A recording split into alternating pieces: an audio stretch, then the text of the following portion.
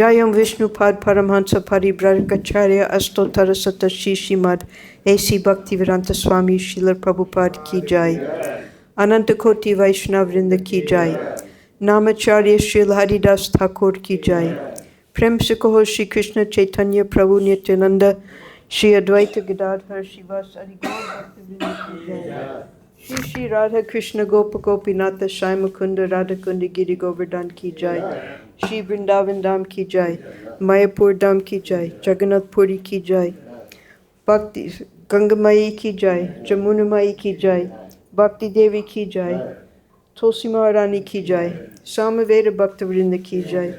All glories to the assembled devotees. All glories to the assembled devotees. All glories to the assembled devotees. All glories to Sri Sri Guru and Gauranga. All glories to Srila Prabhupada.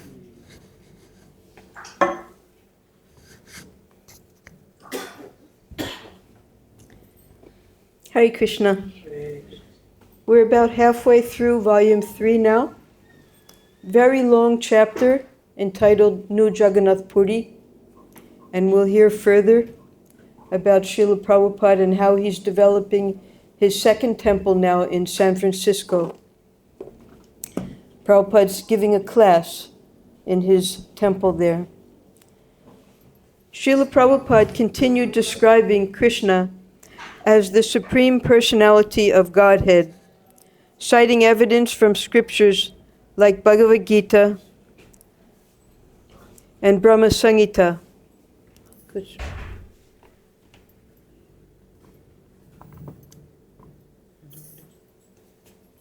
The first step in spiritual life, he explained, was to hear from Krishna himself.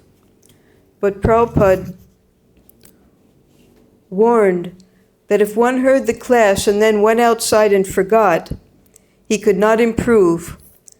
Whatever you are hearing, you should say to others, Prabhupada said. So this is a very important instruction, that it's not just a matter of hearing. Whatever you hear, you need to share with others. So it's Shravanam and Kirtanam together. After he gave the example of how disciples were writing in Back to Godhead what they had heard from their spiritual master, and he gave that example. And to speak or write what one has heard, a person has to be thoughtful. So the Back to Godhead magazine, although Srila Prabhupada was in San Francisco now for about 2 months, still they were printing Back to Godhead magazine there in New York. And Jadharani was doing paintings, there were other drawers. And each one of the disciples there, they were contributing either articles or poems or artwork. And in that way, the magazine was continuing to get printed there, right in the storefront at 26 Second Avenue. They would put one article that was transcribed from a lecture by Srila Prabhupada, just as they're still doing in the Back to Godhead magazines. You are hearing about Krishna, and you have to think. Then you have to speak. Otherwise, it will not work. So, shrotavya kirtatavyascha, dhyeya pujaschcha. And you should worship. Therefore, you require this deity for worshiping. So this is the lecture that Srila Prabhupada is giving on the day that Prabhupada is going to install the first deities in Iskcon. And that's the big Jagannath deities, 3 feet big, that Shyamsundar carved from the little 3-inch deities that Malati had found at a pure storefront, an import store. We have to think of, we have to speak, we have to hear, we have to worship, pujaschcha. And should we do this occasionally? No. Nityada, regularly. Regularly. This is the process. So anyone who adopts this process, he can understand the absolute truth. This is the clear declaration of the Srimad Bhagavatam. Thank you very much. Any question? So Prabhupada is now taking the devotees, the fledgling devotees. He had made about 20 initiated disciples by now on the West Coast, and he had his disciples also on the East Coast, but he didn't begin any deity worship whatsoever in New York.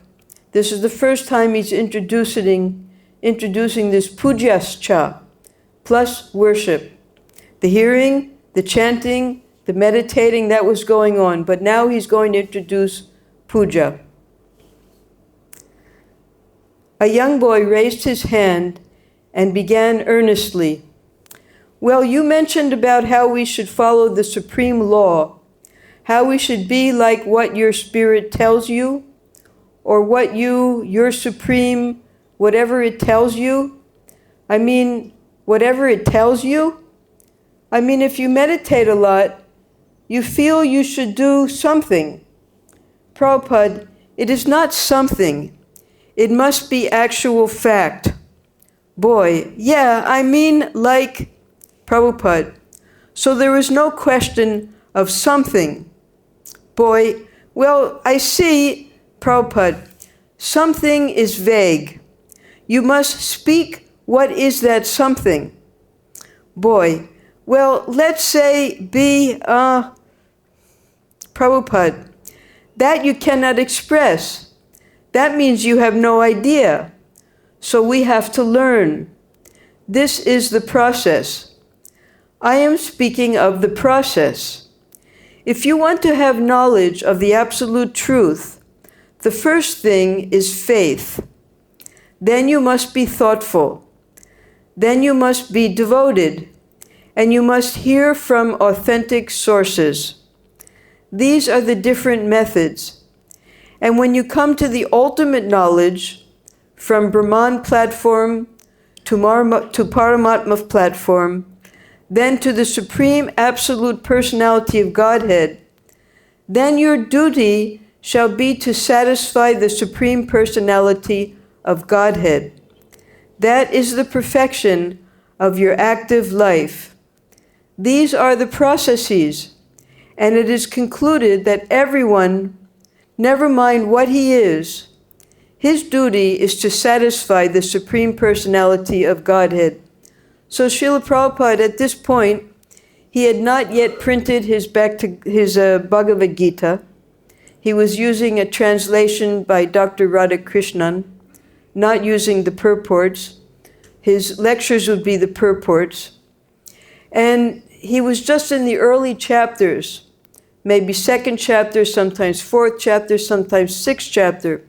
But we know later in the Bhagavad-Gita, the different varnas and the ashrams are described, and the different duties.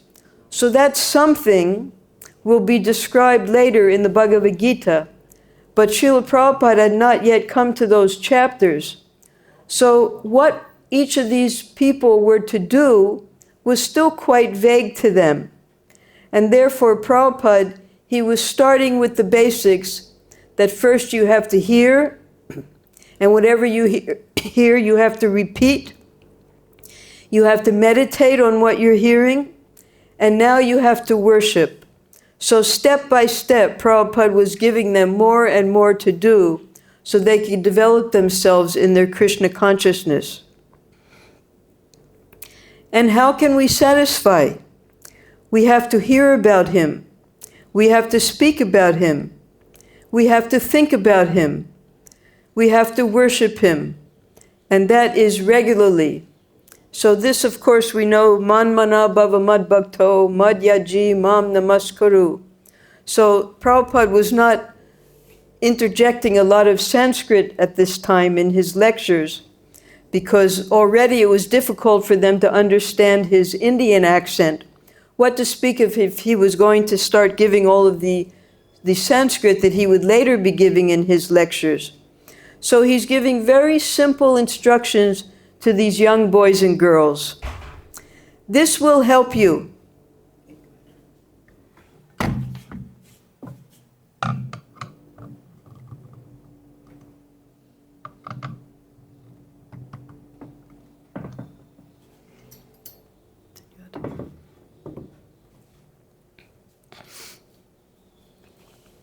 But if you have no worship, if you have no thought, if you have no hearing, if you have no speaking, and you're simply thinking of something, something, something, that something, something is not God. Boy, he was still answering the boy's question. I mean, well, you know, I'm so young, I didn't know what I meant. I don't know what, Prabhupada, don't know? That I am speaking, that you have to know by these processes. We are all don't knows. So we have to know. This is the process. So how were they going to know? Just by hearing from Srila Prabhupada. Because at this point we didn't have books. There were no books that they could study. Nothing had been printed. They had the Back to Godhead magazines that were being sent from New York. But these morning and evening classes were how these young boys and girls were going to be able to know what this something was that they were supposed to do. He was regularly teaching the girls how to cook. We heard about that. He was teaching Mukunda and the other devotees how to play the mridanga. He was sending them out on kirtan regularly to Hippie Hill. And in that way he was introducing the different processes of carrying out Krishna consciousness. Now, on this day, he was going to introduce a new process. Young woman. Now you can see here in the background, this is the altar that Shyam Sundar had made from the redwood. We had heard about the redwood trees. And it had 3 sections. The upper section was where he put Jagannath, Baladeva, and Subhadra. The middle section was the Panchatattva painting that Haridas had done, and the Kartamashi deity that they had found in a shop. And below that were the articles of worship. And this is what Prabhupada was going to concentrate on today, those articles of worship. Young woman. Since we don't yet understand the supreme law, because we are young and just new to this, then how can we speak about it? Prabhupada. Therefore, you have to hear. The first thing is shrotavya. You have to hear. Unless you hear, how can you speak? We are therefore giving you facility to hear. You hear, and then you can speak. Then you can think. We are giving all facility to hear, to speak, to think, to worship. This is the society's work. Unless you hear, how can you speak? The first task is given, shrotavya. Then kirtatavyas cha, dhyaya, pujas cha, nityada. These are the processes. You have to hear, and hearing you have to repeat, chant. And then you have to think. You have to worship. These are the processes. Now, Prabhupada was giving lectures now in San Francisco, and these were being taped on the big tape reels. And the tapes were being sent to New York, and they were being transcribed there. So the devotees in New York, they were already a step ahead because Prabhupada wasn't physically present there. In his separation, they were hearing from Prabhupada, and they were now giving the lectures. Sometimes Rai Ram would give a lecture, sometimes the different devotees would take turns giving lectures, and that way, by hearing, they were now learning how to speak themselves. So the process was already a step ahead there in New York. Upendra. Swamiji, so we have to hear, I understand. But do we speak, or do we first listen for a long time and then speak? Prabhupada, no, why a long time? Suppose you hear 2 lines. You repeat that 2 lines. And aside from everything else, you hear Hare Krishna. So you can chant Hare Krishna. What is the difficulty there? Shrotavya kirtitavyascha. You have to hear and chant. So if you cannot remember all the topics which we are speaking from the Bhagavad-Gita or Srimad Bhagavatam, you can at least remember this. Hare Krishna. Therefore, it is the easiest process. You hear Hare Krishna and chant Hare Krishna. The other things will come automatically. So this picture, we have here Guru Das in the center, then Mridanga playing, perhaps that's Mukunda, and then on the other side, that might be Krishna Das. So the devotees by this time, although Guru Das had just met Prabhupada in San Francisco, and Prabhupada had gotten him married to Jamuna, these are the devotees that Srila Prabhupada sent all over the world to open temples. They heard from Srila Prabhupada, and then Prabhupada gave them the potency by which whatever they had heard, they could take now and open temples. They opened temples in London, then they came here to India, they opened this temple. Guru Das was our temple president here. And I remember the extreme benefit of hearing from these devotees who heard directly from Srila Prabhupada and had association with him. This is the importance of associating with the devotees who had association with Srila Prabhupada. When Guru Das was on his way here to India, he stopped on the East Coast, because you always had to stop on the East Coast to get your visa in those days. And he came to visit us.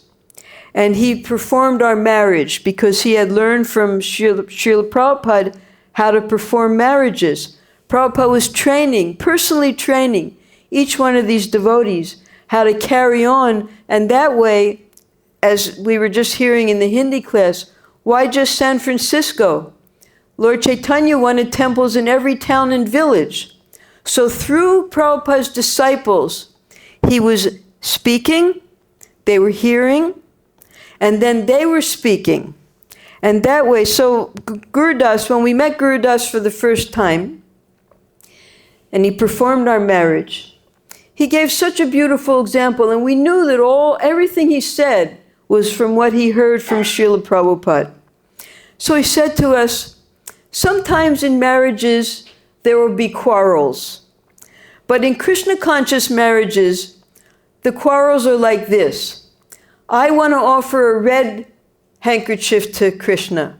No, I want to offer a yellow handkerchief to Krishna.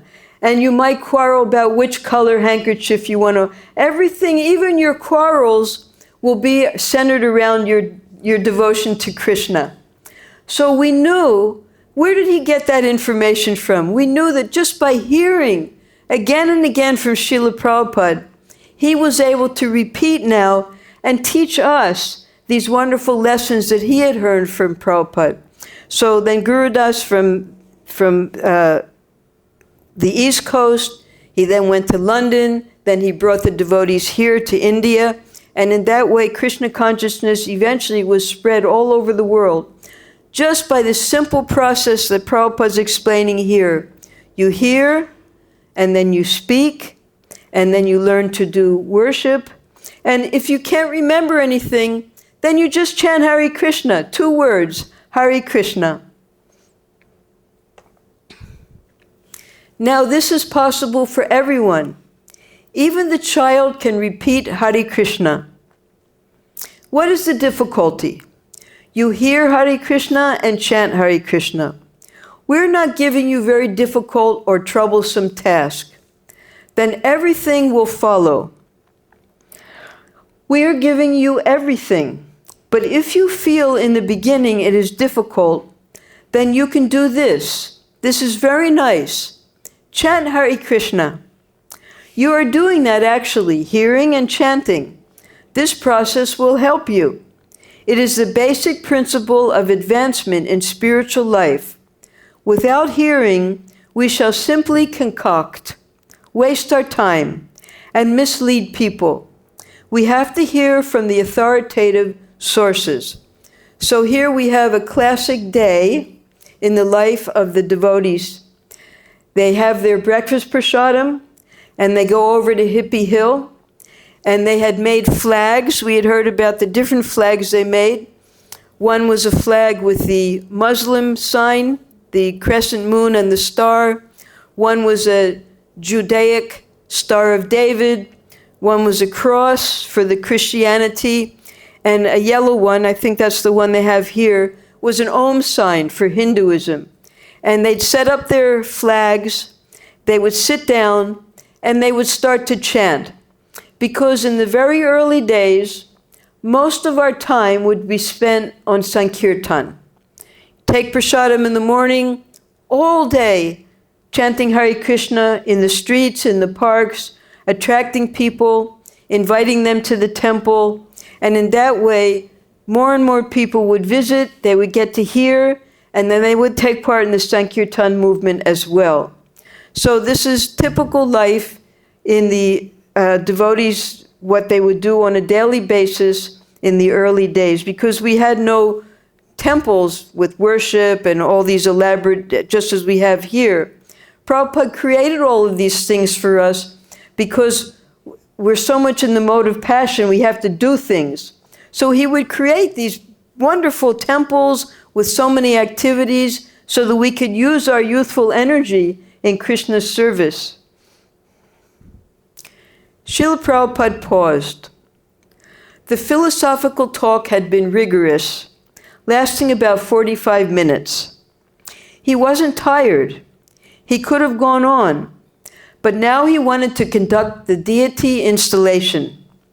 Everything necessary for spiritual life was here.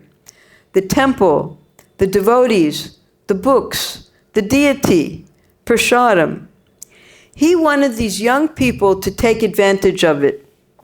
Why should they remain living like animals and thinking of spiritual life as a vague groping for something?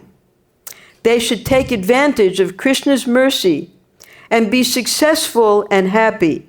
And for this, Prabhupada was their tireless servant. So it wasn't that they weren't thinking in terms of serving Prabhupada. They didn't know how to serve yet. Prabhupada was serving them by teaching them. And we have this, it's called practical devotional service, right? In the very beginning, our sadhana, when we do practical service. So practical comes from the word practice. We're practicing how we can serve Krishna in the spiritual world. And that's the whole process of deity worship. It's a very practical way of learning how to please the Supreme Lord through the arch of Vigraha. By serving the deity in the temple, we learn how to feed Krishna, how to bathe him, how to dress him, how to address him, how to offer prayers, everything just as is going on in the spiritual world. So this day is the day that Prabhupada is starting the new system of worship. Prabhupada, so Hayagriva, come here. Now Hayagriva, some of the devotees, they just couldn't bear Prabhupada's separation. When he went to San Francisco, they followed Prabhupada to San Francisco, among them Hayagriva. Prabhupada had had the devotees arrange for a large candle on a plate.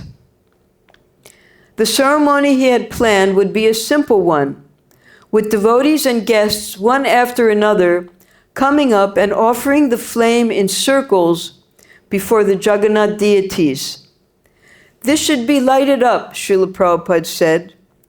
And when there is kirtan, one must be doing like this before the deity.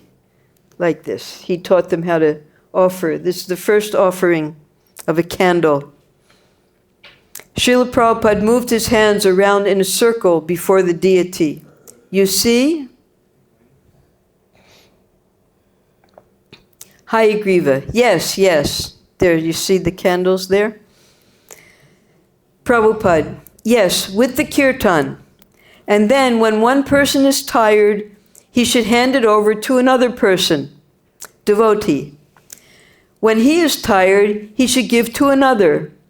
As long as the kirtan will go on, this should be done with the kirtan just now. Do you follow? Yes, you begin, and when you are tired, you hand over to another. It will go on like that. So Prabhupada, he wasn't teaching one pujari, he was doing communal worship so that everyone shared that one candle, passing it to the next person, while the kirtan was going on. How brilliant Prabhupada was. Srila Prabhupada, from his seat, guided Hayagriva in approaching the deity with the lit candle. Some of the girls tittered with nervous expectation. Before the deity, Srila Prabhupada said, all right, now you had to stand right in front of the deity and offer like this. Now, better begin kirtan. Prabhupada began playing kartals and singing the Hare Krishna mantra to the popular melody he had introduced in America. Just in front, he called out, gesturing to Hayagriva to stand more directly before the deities. So they had never experienced how to approach the deities and what to do in front of them. And Prabhupada was giving them this new process. Devotees and guests began rising to their feet and dancing, arms raised, bodies swaying rhythmically back and forth as they faced the bright personal forms of the deities and chanted.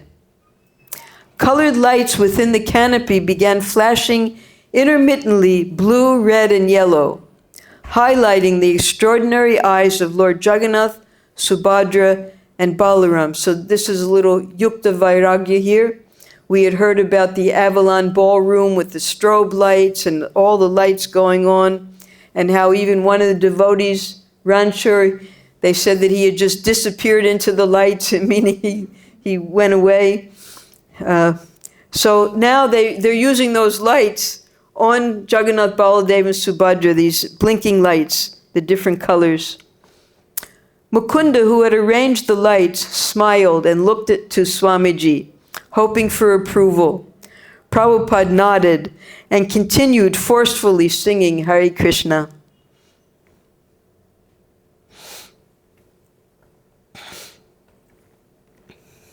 The young hippies were enthusiastic in singing and dancing, knowing that the kirtan usually lasted an hour. Some had grasped the Swami's words when he had spoken of fixing the mind on the personal form of the Supreme Lord, and they had understood when he had looked up at the deities and said, "Here is Krishna." Others hadn't followed, but thought that it was just great and blissful to sing Hare Krishna and look at the grinning, big-eyed deities up on the altar amid the flowers and billowing incense. So this was the first temple and the first set of deities that were carved. And after this, Srila Prabhupada, he had the devotees carve more and more deities. And as the devotees were sent out to open temples in Santa Fe, in Portland, in Los Angeles, of course in New York, and then Washington and Boston, Lord Jagannath would be sent to those temples. So we happened to be at a temple. They sent Jagannath and they sent Balaram, and they forgot to carve Subhadra. So we had the first Krishna Balaram temple in Iskcon. So when first time I walked into that temple, I saw there were Krishna and Balaram, right? You know, Jagannath and Baladev. So this became the standard for all the temples because Lord Jagannath was so merciful, even to the meat eaters, the fish eaters. So therefore, Prabhupada, before he started Radha Krishna worship, he started the worship of Jagannath, Baladev, and Subhadra.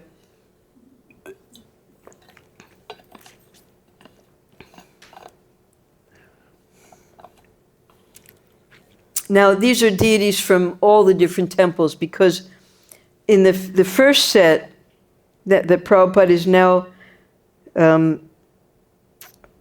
installing, these are all later pictures, they didn't have any clothes on. Prabhupada had not yet instructed them about dressing the deities because the clothing was painted on them. Later they would start dressing the deities. Prabhupada watched with pleasure as one person after another took a turn at offering the candle before Lord Jagannath. This was a simple procedure for installing the deity. Now, how simple can you get? And now it's so complicated. Although in big temples in India, the installation of the deity was a complex, exact procedure requiring several days of continuous rituals directed by highly paid priests. In San Francisco, there were no Brahmin priests to pay, and the many other standards would be impossible to maintain. So Srila Prabhupada, he did everything very practically, according to time, place, and circumstance. So this is how he installed the deities, with kirtan and with this simple worship, the arti. Here also, when Prabhupada was going to set up the installation, he said, we don't need all of these priests. We should just have Sankirtan, and that will be enough. But in order to satisfy the residents here, we have to do according to their standard. So first, some South Indian Brahmins came. They demanded a huge amount of money, and Prabhupada tested them. He said, now sit down and take prasadam. And they refused to take prasadam that was cooked by the devotees. So he said he knew their trick. He said they're going to install the deities, and then after they install the deities, they'll claim that we are not qualified to worship them, and then they will stay and take all the donations. So then he called local Brahmins from Vrindavan, and he invited them to take prasadam. They took prasadam. So Prabhupada had that devotee, Pandit Joshi, he had him do the installation because they accepted the devotees and the prasadam that they cooked. So in this way, Prabhupada was, although we did 3 days, a whole week of different procedures, not that it was required for the installation, because Prabhupada said Sankirtan was enough, but to satisfy the local people, otherwise they would not accept that the deities had been properly installed. Now here there was nobody to impress in San Francisco. No one knew anything about deity worship. So Prabhupada began with this very simple procedure of worship. For non-Hindus to handle Lord Jagannath and conduct his worship would be considered heresy by the caste-conscious Brahmins of India. Except for Prabhupada, none of the persons present would have been allowed even to enter the temple at Jagannath Puri. The white man, the Westerner, was not allowed to see Lord Jagannath except once a year as he rode in his cart during the Ratha Yatra festival. But these restrictions were social customs, not the scriptural injunctions. So when Srila Prabhupada, of course, Prabhupada tried, when he went to Puri and to Bhubaneswar, to get the devotees to be allowed to enter the Jagannath temple. But the pundits and the priests were not going to allow them, because according to them, there was a superstition that if they allowed the foreigners to enter, the non-Hindus to enter, then the temple would be destroyed. So Prabhupada, I entered the temple because I looked Indian, so I entered in, and then came and brought Prabhupada a picture of Lord Jagannath, the way he looked that day. And Prabhupada was very surprised that, oh, you entered the temple? So then later he mentioned that because they will not allow the devotees to enter, so Lord Jagannath, he will come out of the temple, because he's Jagannath. He's not just Lord of Puri, he's Lord of the entire universe. So that's exactly what Srila Prabhupada did. He brought Lord Jagannath all over the world to be worshipped. So because the devotees could not go in to see Jagannath, Lord Jagannath himself has now come out and gone all over the world so the devotees could have darshan of him and worship him. Srila Bhaktisiddhanta Saraswati had introduced deity worship and initiation for anyone, regardless of caste, race, or nationality. So this was Srila Bhaktisiddhanta Saraswati's, his novel offering to the world, that he was giving Brahman Diksha to people, to devotees who were not born in Brahmin families. And this caused a big uproar amongst the Smarta Brahmins and the Jati Gosais. Because the Jati Gosais, as Prabhupada describes in his poetry, they blocked the flood of love of God. Because they said it's only through them, the Goswamis, the Smarta Brahmins, the Jati Gosais, that one can take initiation. And it's only the Brahmins who could teach the worship and who could get the Brahman Gayatri mantra and who could do the puja. But Srila Bhaktisiddhanta Saraswati, by scriptural reference, he was able to defeat these very same Smarta Brahmins in debate and show by Shastra that anyone who is qualified is able to worship the deity and is able to become a guru also and is able to give diksha. So he followed that and he gave diksha to non-born Brahmins. And therefore, the first time Srila Bhaktisiddhanta Saraswati brought the Brajmando Parikrama to Vrindavan here, the temples closed their doors and did not allow the devotees to enter, except for the Radharaman temple. And it just so happened at the Radharaman temple, one of the Goswamis there was the mayor of Vrindavan. That was Vishwambar Goswami, the father of Padmanabh and Padmalochan Goswami, who are still alive. So because he allowed the devotees to enter the Radharaman temple, gradually he was able to, and he had a very respectable position here, heading the municipality. Gradually he was able to convince the other temples to allow these devotees in for darshan. So this was the first time ever Bhaktisiddhanta Saraswati now offering to non-born Brahmins the ability to perform worship to the deity. And Bhaktivinoda Thakur, Srila Bhaktisiddhanta Saraswati's father, had longed for the day when the people of the West would mingle with their Indian brothers and chant Hare Krishna.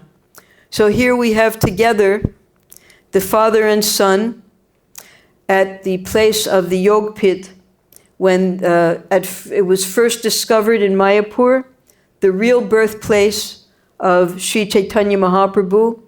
because, again, the Smarta Brahmins at Datti Gosais, they had convinced everyone that the birthplace was in the town of Navadvip. But according to the maps of 500 years ago, that town didn't exist. The Ganga was there, but then the Ganga changed her course. And now they had made this town. And they, in order to capture the donations and capture the disciples, they had established the town of Navadvip as the birthplace of Lord Chaitanya.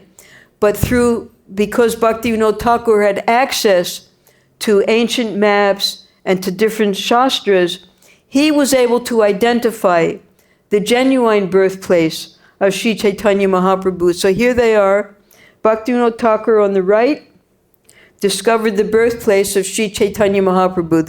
It was just in the jungle with lots of tulsi growing there, where he built the yog pit.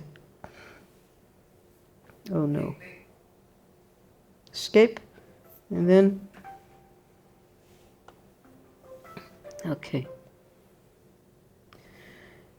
Srila Prabhupada had come to the West to fulfill the desires and the vision of his spiritual master and of Bhaktivinoda Thakur by creating Vaishnavas among the Westerners. Now, if the Westerners were to become actual devotees, they would have to be given the deity worship. Otherwise, it would be more difficult for them to become purified. Srila Prabhupada was confident in his spiritual master's direction and in the scriptures. He had faith that Lord Jagannath was especially merciful to the fallen. He prayed that the Lord of the universe would not be offended by his reception at New Jagannath Puri. So they're very important points here. Otherwise, it would be more difficult for them to become purified. Now, why do we engage in deity worship? Every time we attend Mangal Artik, any of the Artiks, we come for darshan. We know that we have to be clean, and we know that we have to rise early in order to attend the Mangal Artik. So with regularity, punctuality, cleanliness, that way our lives become purified, because we have to rise early, we have to bathe before we enter the temple. We know that when we enter the temple, we have to offer prayers, then we have to offer some gift. This is the next thing that Prabhupada is going to introduce. When you enter the temple, you have to bring something. So deity worship is how we externally become purified. Because in order to engage in deity worship, we have to be clean and we have to be punctual. These are the two most important aspects of deity worship. So that's why Prabhupada was now introducing this deity worship, so that these young people who were completely unqualified at this time would become purified through the deity worship. And he was praying to Lord Jagannath that please accept this, accept their offerings, accept their worship, please don't be offended. Now also later, years later, we'll read in the coming volumes, when Prabhupada brought on the airplane, each of his disciples, one carried Radharani, one carried Krishna. He brought the deities to Melbourne and installed Radha and Krishna in Australia for the first time. And he was praying that I'm leaving Radha Ballabh, I'm leaving you in the hands of the Mlechas. And please accept their worship. So how do we worship? We worship through the spiritual master. We offer first to the spiritual master, and he is qualified to offer to the deities. And that's why we're always offering, even here, first we worship Srila Prabhupada, then we come in the temple and we worship the deities.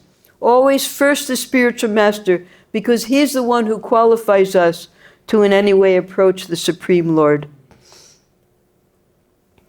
When the kirtan ended, Prabhupada asked Haridas to bring him the candle. Prabhupada passed his hands across the flame and touched them to his forehead. Yes, he said, show everyone, each and every one, whatever they can contribute, here, take it like this and show everyone. So you touch it to your head, and the candle is on a plate, and you put whatever you can on the plate. Same thing's going on every day, every arti. He indicated that Haridas should present the candle before each person in the room so that all present could touch their hands to the flame as he had shown, and then touch their foreheads. As Haridas went from person to person, a few devotees dropped some coins on the plate, and others followed. So in New York, what Prabhupada did was he cut an apple, some prasadam, and he put that on a plate. And people would put sometimes 50 cents, sometimes $1.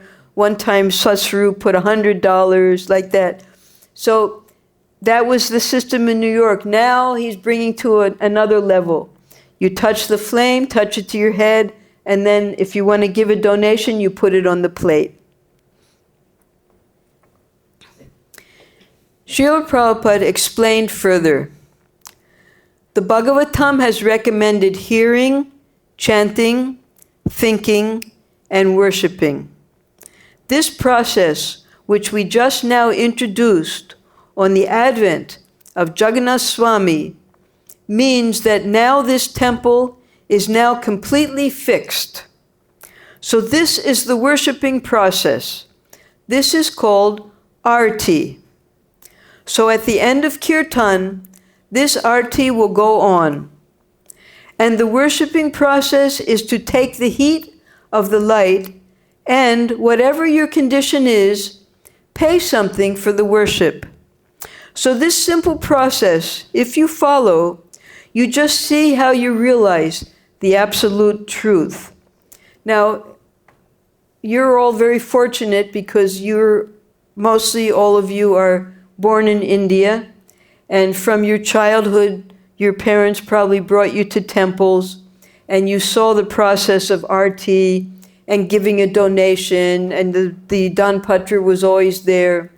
Now, the Westerners, they knew nothing about such processes. So this is the first time being introduced. And we on the East Coast did not know about this process yet. And we didn't have deities either. Only San Francisco had deities. So I remember when the devotees from the West Coast came to the East Coast, we didn't know about this yet. So we saw them, that they would go outside. This is in New Vrindavan. They would go outside somewhere. They would pick a flower. They would get some leaves and come in and bring it to the deities. So we would see that this is how we learn, by watching the other devotees, our senior devotees. We watch what they do, and then we learn how to do it ourselves. And gradually, these systems then spread from temple to temple just by watching the senior devotees. Because Prabhupada, he was one person. He couldn't go to every single temple and teach the same thing to everyone at every temple. So he was teaching them in San Francisco. And those fortunate devotees who were there, they were then going to other temples, other places, and teaching us new devotees what Prabhupada had taught them. Another thing I request you, all the devotees, when you come to the temple, you bring one fruit and one flower. If you can bring more fruit, more flower, it is very good. If not, it is not very expensive to bring one fruit and one flower and offer it to the deity. So now Prabhupada was bringing another system, all in one day. So many things he was teaching about deity worship. So I will request you, when you come to the temple, you bring this. Whatever fruit it may be, it does not mean that you have to bring very costly fruit.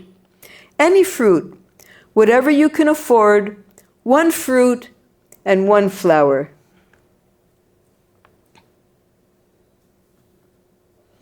He paused, looking around the room. Yes, now you can distribute prasadam. The guests sat in rows on the floor, and the devotees began serving prasadam, offering the first plate to Prabhupada. The food preparations were those Prabhupada had personally taught the devotees in his kitchen.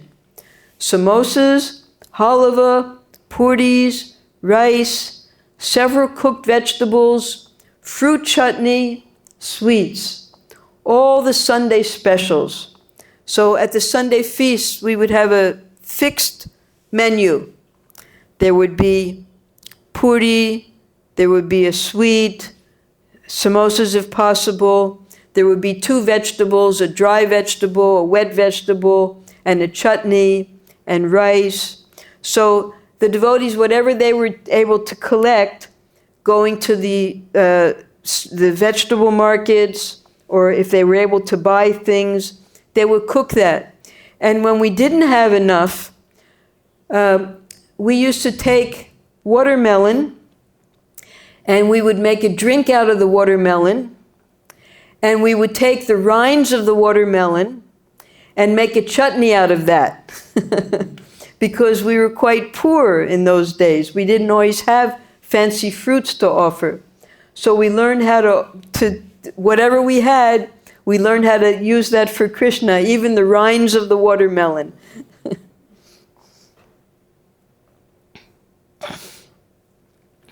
While the devotees, especially the expert women, served more and more prasadam, the guests relaxed and enjoyed an evening of feasting and convivial conversation. So you can see here Prabhupada's plate. See that? And this is the way they served out the prasadam. They put cloth, and everyone sat in lines, line after line. You can't see everybody here, but this is one line. In the front here, that's Tamal Krishna, before he shaved up. And there's Lilavati in a sari there. You get to recognize them as we see more pictures. After Prabhupada tasted all the preparations, he looked up with raised eyebrows. Very nice preparations. All glories to the cookers. He had trained them, and they learned how to do it nicely.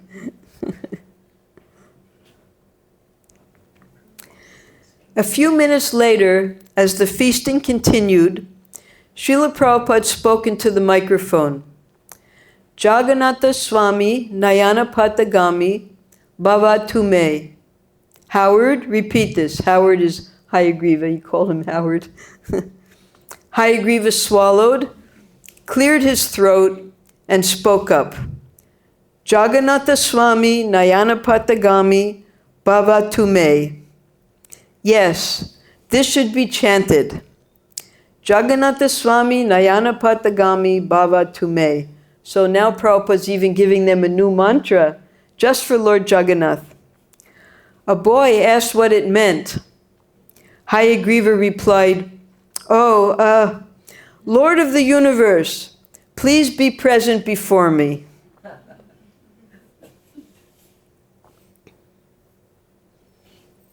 When Prabhupada noticed an older, respectably dressed man leaving the room without receiving a feast plate, Prabhupada became concerned.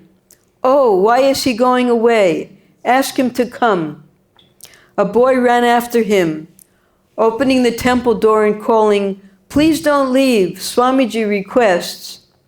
As the man re-entered the storefront, Prabhupada requested, Please, please, take prasadam.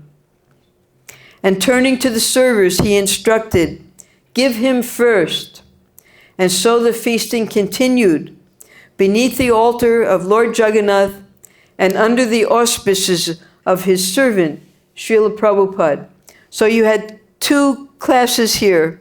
You had the devotees who were doing all the cooking, doing the serving, and you had the guests. Now the devotees, they also like to take prasadam at this time. So they would fill up their plates with prasadam, not only serve the guests, but they would serve themselves also. So, because you didn't get to eat like that every day. There's special Sunday feasts and a special day like this, the installation, with all these beautiful special preparations. The next day, acting on a whim, the devotees took Jagannath deity off the altar and carried him to Golden Gate Park for a kirtan. Within minutes, hundreds gathered in the meadow below Hippie Hill, dancing and chanting around Lord Jagannath. After several hours, the devotees returned him to the altar. So here we have Lord Jagannath. He's come out of the temple the very next day, and hundreds of people are attracted. They're all dancing around him. This picture obviously wasn't on that day because Prabhupada didn't know that they did it. Prabhupada disapproved. The deity should never leave the temple. The deities don't go out to see the people except on special occasions. They are not for parks, for birds to drop stool on. If you want to see the deities, you have to visit them. So here's the special occasions. This is going down the same Golden Gate Park where Prabhupada's having his kirtan, his Ratha Yatra, how it developed year after year till finally it became a city holiday. Thousands, tens of thousands of people would take part, and they would all get fed prasadam. Lord Jagannath's presence quickly beautified the temple. Devotees made garlands for him daily. You know where they got the flowers? Well, all around the neighborhood.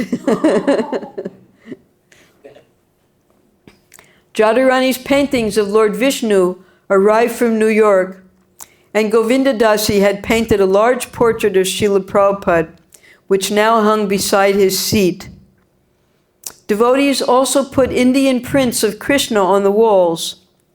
The lights flashing upon Lord Jagannath made his eyes seem to pulsate, and his colors move and jump, and he became a special attraction in the psychedelic neighborhood of Haight-Ashbury.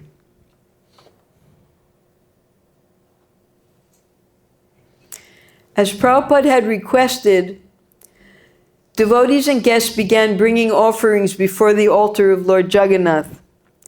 Hippies would come by and leave whatever they could: a stalk of wheat, half a loaf of bread, a box of saltines. Saltines are like Monaco crackers, salty crackers. A piece of fudge. Fudge is like burfi. Or candles, flowers, or fruit. Hearing that before using something for yourself, you should first offer it to God, some hippies began bringing their new clothes and offering them with the prayer to Lord Jagannath before wearing them. These hippies didn't follow Lord Jagannath's instructions, but they wanted his blessings. So that also became a standard that whenever we got new clothes, we would first put that on the altar for the deities to bless and then wear them. So you see how this third, the lower portion, is filling up now with all these offerings that people are bringing because they heard what Prabhupada said, and now they're trying to follow his instructions. Each night the devotees performed the arti ceremony just as Prabhupada had taught them, taking turns offering a candle before Lord Jagannath. When the devotees asked whether they could add anything to the ceremony, Prabhupada said yes, they could also offer incense. He said there were many more details of deity worship, numerous enough to keep the devotees busy 24 hours a day. But if you were to tell them everything at once, they would faint.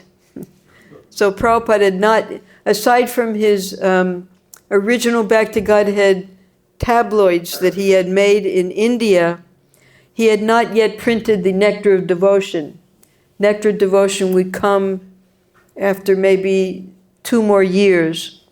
And in the nectar devotion, Prabhupada introduced the different 16 types of offerings one should give, the different rules and regulations of deity worship.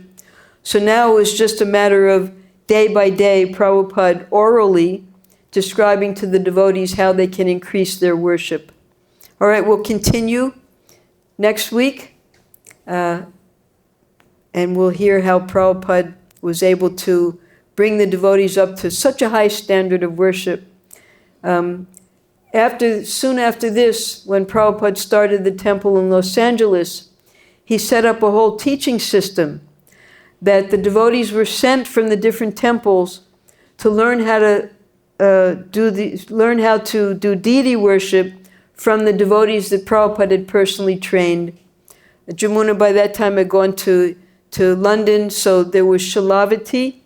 So Shilavati would train the devotees how to sew, how to do the worship, how to everything, as she had learned from Srila Prabhupada, because Shilavati had joined also there, San Francisco. So we'll hear more next week. Hare Krishna. Jai.